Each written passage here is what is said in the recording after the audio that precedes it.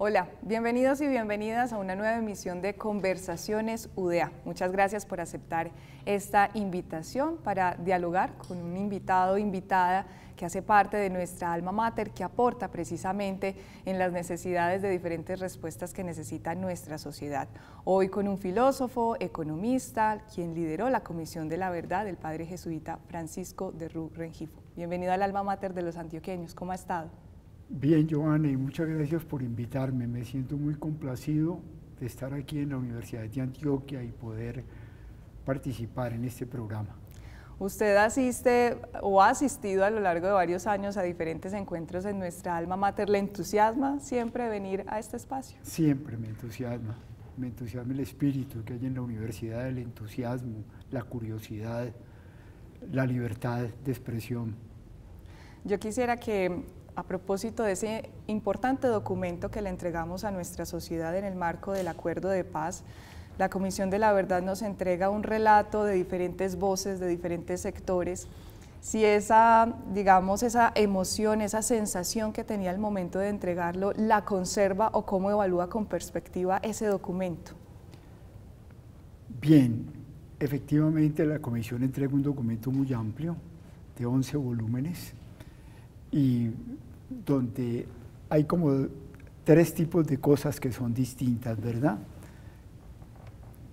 Recoger los testimonios de las víctimas y hacer unos relatos con los testimonios de las víctimas, que es una primera verdad que para nosotros no necesita interpretación, es simplemente el dolor humano brutal, por todos los lados, víctimas de todos los lados durante el conflicto armado colombiano hasta finales del año 2016. Segunda parte, una parte interpretativa, que es cuando nosotros tratamos ya no solamente de presentar el dolor, sino de responder a la pregunta, ¿por qué pasó esto?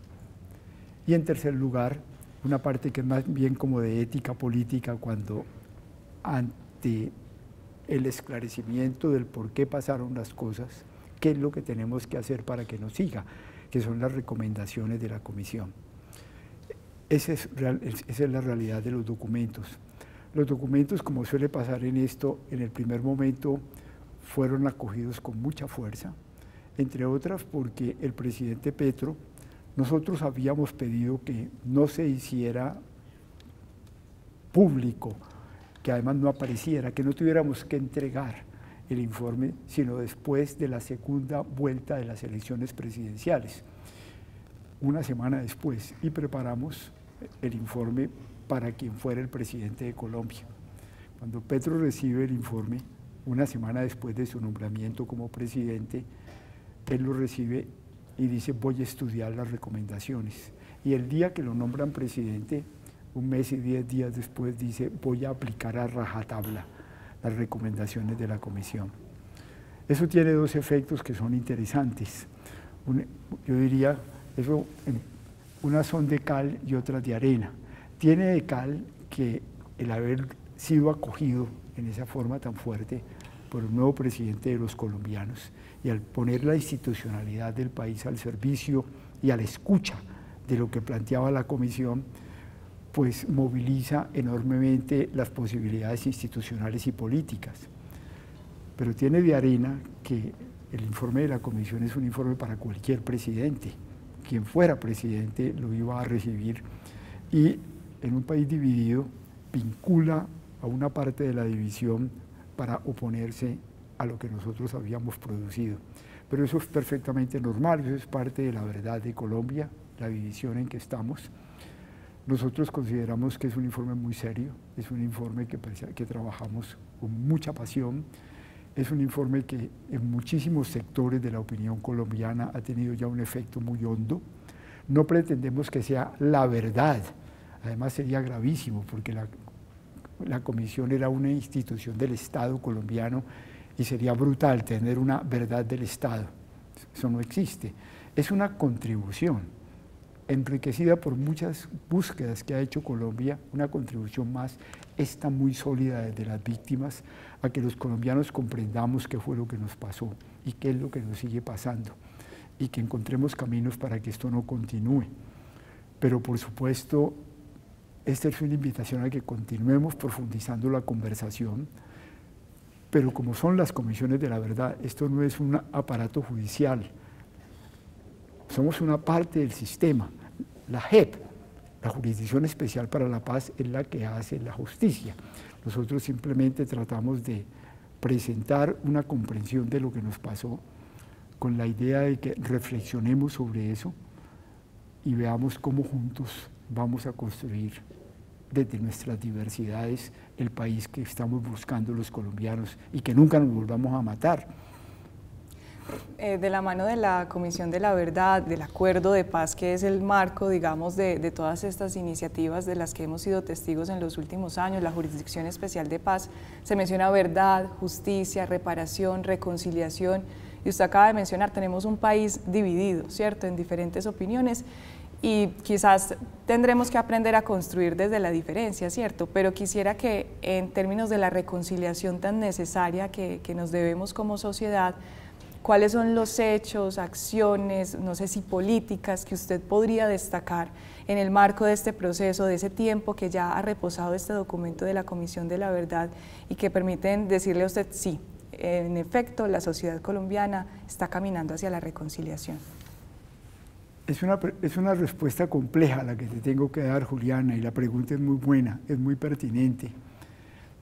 Y yo sobre eso tendría que decir el llamado de la comisión, el primer punto de la comisión en las recomendaciones. La primera recomendación que hace la comisión fue lo que la comisión llamó la paz grande, o si tú quieres, la paz con grandeza, que no es para decir que es una paz más grande que las que se habían hecho antes, sino una paz que incorporase grande en extensión y grande en profundidad, que antes que parar la guerra, invitara a todos los colombianos a que depongamos los odios, las animadversiones, las estigmatizaciones y aceptemos que este país lo tenemos que construir entre todos y todas desde nuestras diferencias políticas, culturales, étnicas, de género, de edades, con verdadera pasión por sacar esto adelante, a sabiendas que todos tenemos que cambiar para que todos seamos posibles, todos y todas. Esa es la recomendación básica de la comisión. Dentro de eso, la comisión entonces entra a hacer otros pasos que son indispensables.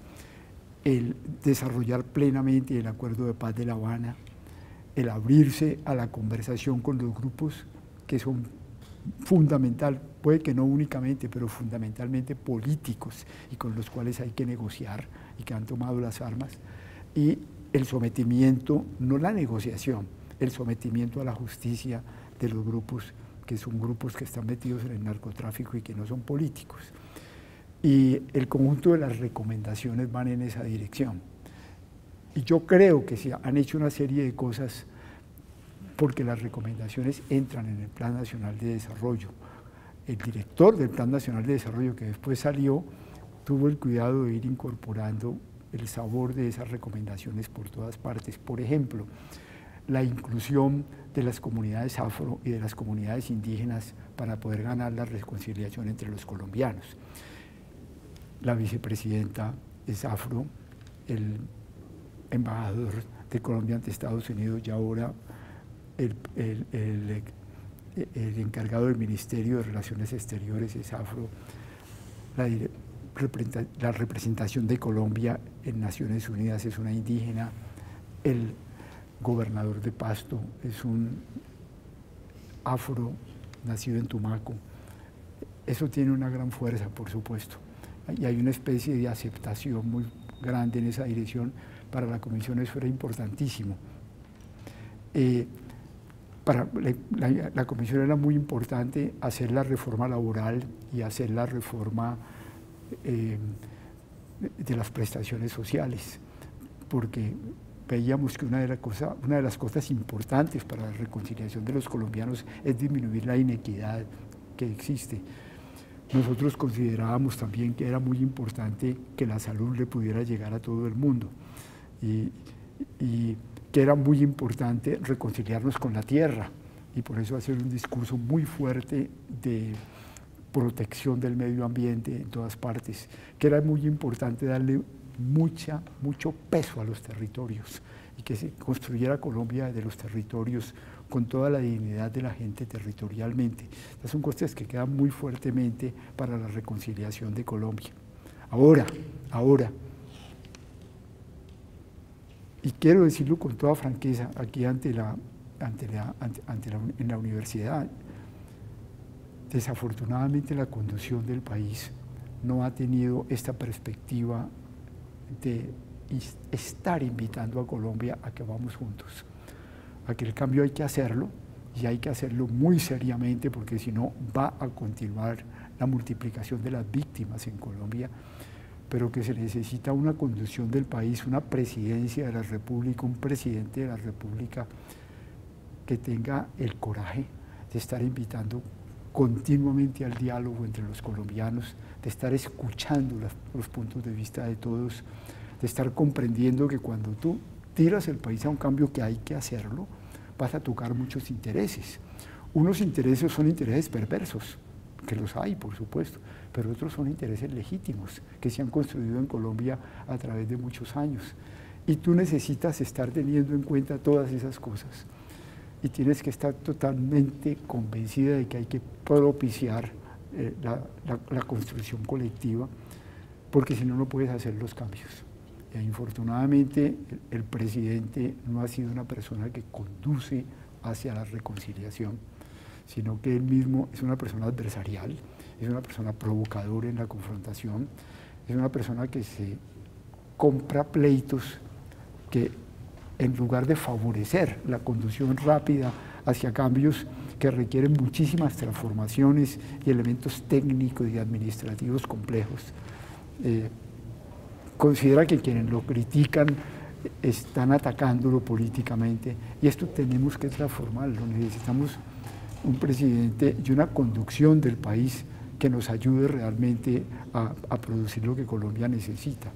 Yo estoy muy de acuerdo, porque es que la Comisión los pidió con las grandes apuestas de Petro, pero eso se hace con la reconciliación de los colombianos y no promoviendo la división, las adversariedades, las estigmatizaciones, que si ustedes marchan, entonces yo saco otra marcha, que yo voy a salir una marcha para mostrar que desgano a los demás, que yo me pongo en pelea con todos los que ponen posiciones que no corresponden a lo que yo quiero. Y usted ahí me deja dos preguntas, Francisco. Una tiene que ver con ese presidente del que usted habla que no convoca al diálogo, pero que también sancionó una ley de paz total que busca la paz con diferentes grupos criminales. ¿Es contradictorio o qué le dice a usted ese mensaje también que se tiene por allí y las últimas noticias además que hemos tenido respecto a eso? Mire, como decía antes, nosotros poníamos en primer encuadre la paz grande, o sea, la convocación de todos los colombianos a cambios muy profundos, muy difíciles, que necesitan mucho diálogo. Pero repito, los grandes cambios que lanza Petro, Colombia tiene que hacerlos. Hay que hacerlos y si no, vamos, lo más doloroso que es para la Comisión, vamos a seguir teniendo muertos en Colombia. Eso es lo que tenemos en el escenario. Déjeme irme un poco más atrás para volver. Colombia ha hecho cosas extraordinarias. La Comisión no la relata porque es una comisión que hace una visión del país desde el dolor de las víctimas que están pidiendo que pare la victimización. Pero Colombia ha hecho cosas muy buenas. Colombia tiene una institucionalidad fuerte que pudo pasar de un gobierno de derecha a un gobierno de izquierda y aguantó. Colombia es un país que tiene más de 100 ciudades de más de 100.000 habitantes y que tiene más de 4 ciudades que están cerca de los 3 millones o los pasan. Hacer una ciudad es una cosa complejísima. Colombia tiene por lo menos 50 universidades muy buenas y una universidad nacional con sus formas territoriales magnífica. Colombia tiene una riqueza cultural impresionante a nivel internacional, muy reconocida. Colombia tiene una buena infraestructura, nos falta mucho, pero es muy significativa. Colombia tiene un mundo industrial y un mundo de empresarios muy buenos, en los empresarios de punta. Hemos construido mucho, pero este es el problema, lo hemos construido sobre un lodazal de sangre muy profundo. Es que tenemos 10 millones de víctimas, o más exactamente 10 millones de sobrevivientes y cerca de 1 millón de personas muertas en el conflicto. Y esto es insoportable. Y si esto nosotros lo continuamos, todo eso que hacemos seguirá siendo, como decimos en economía, un equilibrio inestable. En cualquier momento la gente saca los capitales, los muchachos se van, se nos desborona lo que hemos hecho, porque claro, el sustrato humano se revienta, lo tenemos muy frágil, y eso no se lo puede permitir un país. Eso es muy importante y quiero traerlo con toda su fuerza. Por eso, por supuesto, la Comisión no solamente pide la paz grande, sino que inmediatamente dice hay que entrar en negociación con los grupos alzados en arma que tienen características políticas y hay que llevar a reducir a la justicia a los grupos criminales del narcotráfico. Es que el narcotráfico está a la base de todo este asunto en una manera terrible, mucho más de que los colombianos lo pensemos y no queremos verlo. Así como no queremos ver toda la sangre que hay, no queremos ver la magnitud del narcotráfico en Colombia, que es realmente espantoso. Mire lo que pasa, por ejemplo, con el llamado cartel del Golfo, o como se llaman ellos, el ejército gaitanista de Colombia hoy. Ellos hoy en día tienen el monopolio del dominio bajo mesa, pero muy eficaz, sobre Urabá, Sucre, Córdoba, Atlántico, norte de Bolívar, el Cesar, y van hacia abajo. Y digo el monopolio porque allí no aceptan a nadie del ELN, ahí sacaron a las disidencias de la FARC. Ellos son los dueños ilegales de lo que está pasando allí, con un extraordinario poder y una inmensa organización, que es de lejos muy superior a lo que tienen los otros grupos armados, que son un gran problema para el país, el ELN, las disidencias, la Segunda Marquetalia. Y en el fondo de todo eso está el inmenso poder del narcotráfico. Colombia tiene que enfrentar esas cosas, y esas son cosas que tocan directamente con la paz, como tú acabas de decir. Es un asunto delicadísimo. Por eso la Comisión recomendó que si esa iba a ser la más importante de las apuestas del presidente, o de cualquier presidente, no sabíamos quién iba a ser el presidente, debió haber un ministro de paz, no un asistente de paz o un consejero de paz, sino una persona, un hombre o una mujer, que se sentara en el gabinete del presidente cada 8 días, con la misma autoridad, suficientes recursos, gran capacidad de decisión para discutir de igual a igual con el ministro de Hacienda, el ministro de Educación, el ministro de Defensa, el ministro de Desarrollo. Pero no lo tuvimos, se prefirió que eso no fuera así y mantener un asesor. Y nosotros seguimos pensando que eso es importante, pero afortunadamente las recomendaciones de la Comisión no son vinculantes. Nosotros, estos ejemplos concretos, que sea un ministro, que haya por ejemplo un ministro, eso lo pusimos para la discusión, pero nosotros estábamos convencidos de la importancia de que esto se diera. Sobre lo que está pasando, es que yo no puedo menos que apoyar todas las grandes apuestas de Petro, estoy de acuerdo con ellas. Lo que me duele es que esas apuestas requieren muchísimo diálogo, muchísima atención a la gente, muchísima comprensión de todos los esfuerzos que muchos otros están haciendo en el país, muchísima aceptación de que tenemos puntos de vista distintos para poder construirles. Y quisiera invitar a que desde el gobierno se lidere ese diálogo. Se empezó al principio, el presidente empezó invitando a una acogida de todas las partes políticas y de la sociedad para trabajar esto juntos. Pero cuando empezaron las críticas, que son normales en una democracia, y por supuesto críticas muy duras, porque el país está con posiciones políticas duras, distintas, comenzó de lado y lado, perdón, la garrotera, pero es que la garrotera no nos soluciona nada.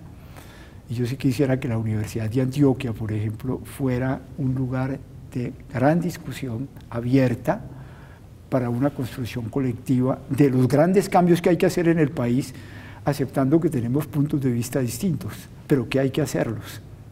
Es el diálogo, digamos, el elemento base para atravesar esas diversas dificultades que tenemos. Usted le mencionaba en una estrategia que también desarrollamos aquí en la Universidad de Antioquia, Memorias del Presente, le mencionaba a Patricia Nieto y Alonso Salazar en un diálogo que esto que entregaba la comisión era una semilla, ¿cierto?, para la paz, que así lo veía. Con todo esto que usted me acaba de describir, con las situaciones que vemos día a día, el aumento de violencia sexual, de feminicidios, la corrupción, es una semilla muy vulnerable. Es una semilla muy vulnerable, como son las semillas, y por eso su desarrollo hay que cuidarlo mucho. Ponen el ejemplo de la semilla de mostaza en el Evangelio, que es la más pequeña de las semillas, y si la cuidan, se convierte en el arbusto más grande y las aves del cielo vienen a acogerse a su sombra. Y nosotros no pretendemos otra cosa, Johanna, porque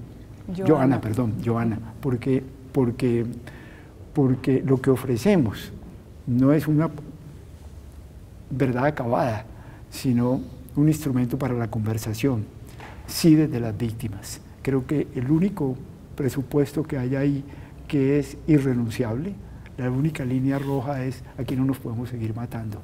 Y la otra es: la solución no es militar. Las armas no nos dieron nada.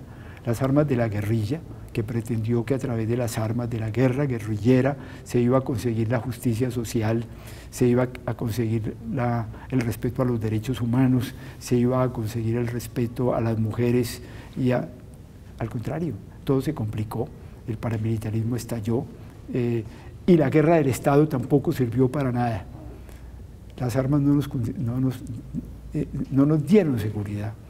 Lo que da la seguridad a un país es la confianza colectiva, es que creamos los unos en los otros, y por eso respetemos el pensamiento del otro para poder construir juntos. Yo quisiera orientar una última pregunta, Francisco, a propósito de esto que usted nos viene mencionando, y es el asumir responsabilidades como ciudadanos, ¿cierto? Somos testigos en el día a día de noticias donde por pedirle a un vecino que le baje el volumen a la música constituye un riesgo para la vida. Por pedirle a alguien que respete una norma de tránsito, uno quizás allí está poniendo en riesgo su vida ante hechos que tienen que ver con la norma, con la buena convivencia, con la responsabilidad ciudadana. Entonces, un poco me gustaría que nos hable sobre la reflexión que usted hace cuando escucha este tipo de noticias y lo que considera necesitamos como sociedad para avanzar hacia un escenario donde realmente podamos convivir en paz, desde esos asuntos pequeños que le menciono del día a día hasta asuntos complejos que tienen que ver con las decisiones que se toman en el gobierno nacional y en el Estado. Johanna, es un comentario muy bueno, porque tocas uno de los puntos en que uno siente que la sociedad colombiana está quebrada. Es la inmensa dificultad que nosotros tenemos, que el otro eres tú. No sé si me acabo de explicar en eso, y que tú no puedes construir nada si no lo haces desde el respeto que tienes a los demás. Yo, ahora que vaya a empezar una conversación en la universidad, quiero justamente partir de allí, de la pregunta que tú acabas de hacer, y que es la pregunta que está a la base de la historia de la humanidad. La primera pregunta que en ese texto precioso, mítico, del Génesis en la Biblia, es un texto mítico, aparece Yahvé diciéndole a Caín: ¿dónde está tu hermano? ¿Dónde está tu hermana? Esa es la gran pregunta. ¿Dónde está el otro? ¿Dónde está el cuidado que tú tienes que tener por el otro?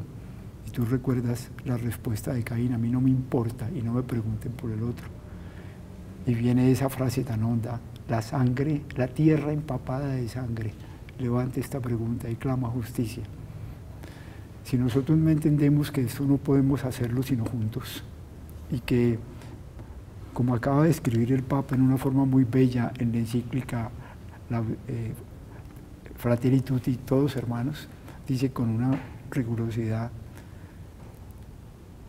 el que mata a un ser humano es como si hubiera matado a toda la humanidad. Y por eso es tremendamente tajante en invitar al respeto al otro, a las soluciones dialogadas, a afirmar que cualquier guerra,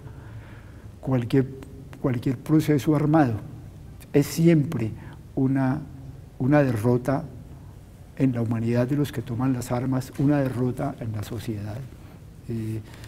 Y por eso por primera vez un papa acaba con la legitimidad de la guerra católica, que era la teoría de la guerra justa, y dice en adelante, ninguna guerra podemos aceptarla como justa. Lo cual plantea unas preguntas muy hondas. ¿Qué vamos a hacer los católicos con las diócesis militares y las capellanías militares? Porque por ahí no es el camino, más cuando estamos al borde de una guerra nuclear, muy encima de la posibilidad de que esto ocurra. Mejor dicho, o hacemos las cosas de otra manera, pero tú te vas al meollo porque muestras, pero si es que eso está en la cotidianidad colombiana, es que por un insulto nos matan, o mejor dicho, porque reclamamos un derecho cívico en la calle que tenemos que reclamarlo para hacernos respetar como ciudadanos, y por supuesto hay que hacerlo sin estigmatizar al otro ni insultarlo, sino en una forma pedagógica, pero es que en Colombia eso te puede costar la vida. Y eso es lo profundo de lo que nosotros tenemos que rescatar. Y de la tarea que nos queda entonces, Francisco, en esta sociedad, con esos documentos valiosos que tiene la Comisión de la Verdad, pero que se tienen que robustecer un poco con la voluntad ciudadana de hacer precisamente la paz desde lo pequeño hasta lo más grande, pensándonos en colectivo, que es la invitación que usted nos deja en este espacio. Mil gracias por compartir. Pero déjame además decirle, yo los invito a que cojan su teléfono, que todos tenemos, abran Google y pongan comisiondelaVerdad.co, Comisión de la Verdad en una sola palabra, comisiondelaVerdad.co, y ahí tienen todo, todos los informes, miles de horas de testimonios de víctimas, cientos de horas de videos y de películas, y nosotros declaramos que esto es patrimonio público, cualquiera los puede usar, y puede ponerlos en sus clases, y pueden con eso hacer obras de teatro, no le tienen que pedir permiso a nadie. Lo único es que sí tienen que hacer referencia a que eso es de la Comisión de la Verdad, es decir, eso es un texto sacado de la Comisión de la Verdad, pero es público, es de todos los colombianos. Muchas gracias por compartir en Conversaciones UDEA. A ti, Johanna. Y a ustedes, hasta un próximo encuentro en este espacio que les propone la Universidad de Antioquia.